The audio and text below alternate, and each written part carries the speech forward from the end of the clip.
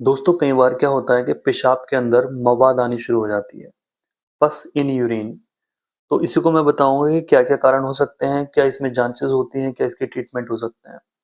तो सबसे पहली बात ये कि जब भी पेशेंट के अंदर कोई इन्फेक्शन होता है, खास करके यूटीआई, यूरिनरी ट्रैक इन्फेक्शन, और वो बहुत ज्यादा बढ़ जाता है, तो पेशेंट को खुद पता लग जाता है कि उसके पेशाब का कलर व्हाइटिश आने लगा है, उसके पेशाब का कलर गंदा आने लगा है, उसको पेशाब गंदा आने लगा है, पेशाब में स्मेल आने लगी है, पेशाब में जलन होने लगी है, और पेशाब में कई बार और भी समस्याएं हो सकती हैं। ये जो कॉमन से सिम्टम्स थे वो मैंने आपको इसमें बता दिए।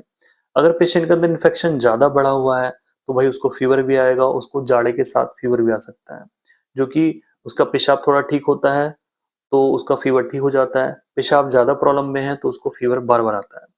तो देखा जाता है क्या कारण मिलते हैं। सबसे पहले जैसे मैंने आपको बताया, UTI, urinary track infection.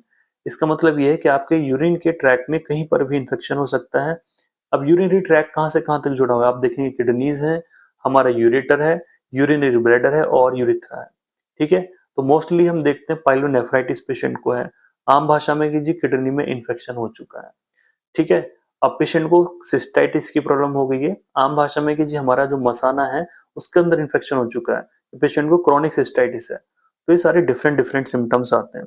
UTI हो सकता है किडनी में, ब्लैडर में, यूरेटर में। ठीक है, मैंने आपको बता दिया।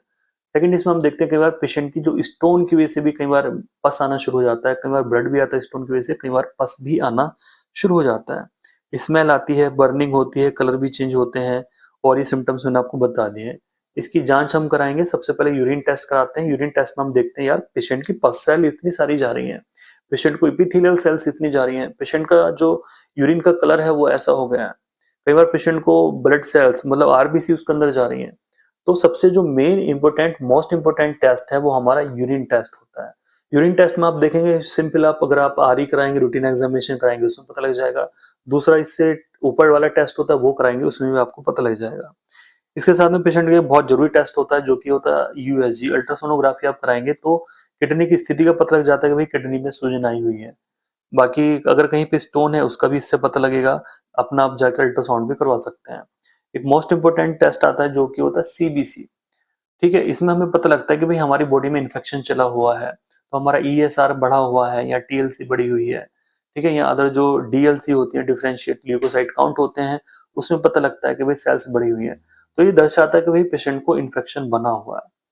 राइट। अब बात आती है इसके ट्रीटमेंट की। तो जनरली आप देखेंगे एंटीबायोटिक्स अवेलेबल हैं, आप एलोपैथी ट्रीटमेंट लेंगे वो आपको तरह तरह की नॉर्फ्लॉक्स वगैरह जो एंटीबायोटिक्स अवेलेबल है 200-400 में, वो पेशेंट को देते हैं और पेशेंट जो है अधिकतर ठीक हो जाते हैं।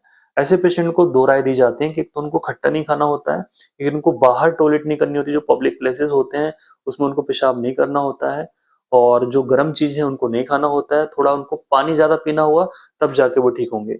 हमारी बॉडी का जो खास करके ये वाला इन्फेक्शन है वो हमारे यूरिन आउटपुट से ही निकलता है, तो पेशेंट जितना ज्यादा पानी पिएगा उसका इन्फेक्शन उतनी जल्दी ठीक होगा। बाकी आप रिपीटेड जो इसकी जांच है वो 6 से 7 दिन में फिर से करा सकते हैं, अपनी यूरिन की जांच करवा सकते हैं।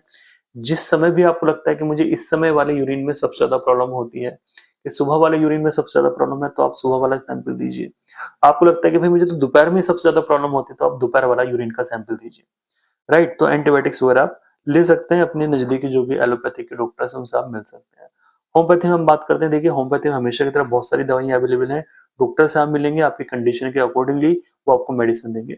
आपकी प्रॉब्लम ज्यादा बढ़ी हुई है तो आप एलोपैथी ट्रीटमेंट लीजिए। आपने एलोपैथिक ट्रीटमेंट ले लिया है बट आपको उससे रिलीफ नहीं मिल रहा है, तब जाके आप एलोपैथिक या आयुर्वेदिक या फिर होम्योपैथी में शिफ्ट हो सकते हैं। अगर आप होम्योपैथी ही पहले से लेते हैं तो आप होम्योपैथी ट्रीटमेंट जरूर लीजिए, उससे भी आपको बहुत अच्छा रिजल्ट मिलेगा। होम्योपैथी में बहुत सारी दवाइयां इस तरह से अवेलेबल हैं जो कि आपकी बॉडी के इन्फेक्शन को, जो आपके सिम्टम्स हैं उन सबको ठीक करेंगे। उम्मीद करता हूँ इस वीडियो को आप ज्यादा से शेयर करेंगे जिससे लोगों को राइट इन्फॉर्मेशन प्रोवाइड हो सके। आज के इस वीडियो में इतना ही। Thank you so much. जय श्री कृष्णा।